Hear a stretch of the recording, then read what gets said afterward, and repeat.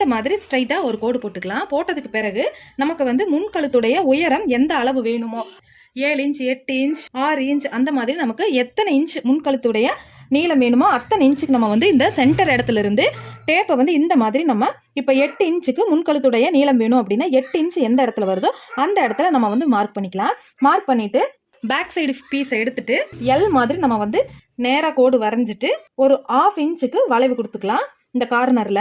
அதே மாதிரி வந்து நீங்க இப்போ சரியான அளவுல இருந்து இப்படியே நீங்க வந்து யூ கழுத்து கொடுத்தீங்க அப்படின்னா இதை ஸ்டிச் பண்ணி பார்க்கும்போது நமக்கு வி கழுத்து மாதிரி இருக்கும், ரவுண்டு ஷேப் வராது. ரவுண்டு ஷேப் வர்றதுக்காக பாத்தீங்க அப்படின்னா இந்த கழுத்துடைய நீளம் இருக்கு இல்லைங்களா 6.5 இன்ச்சுக்கு வருது இல்லைங்களா, அந்த 6.5 இன்ச்ல பாதி வந்து 3.25 இன்ச் வருது இல்லைங்களா, இந்த 3.25 இன்ச்ல ஒரு 1/2 இன்ச் வந்து உள்ள தள்ளி நம்ம வந்து டிராயிங் பண்ணணும். இந்த 1/2 இன்ச் இப்படி நம்ம வளைவு கொடுத்து நம்ம மார்க் பண்ண இடத்துல முன்கழுத்துடைய பகுதி வந்து வி ஷேப் மாதிரி இல்லாம ரவுண்டான ஷேப்ல கரெக்டா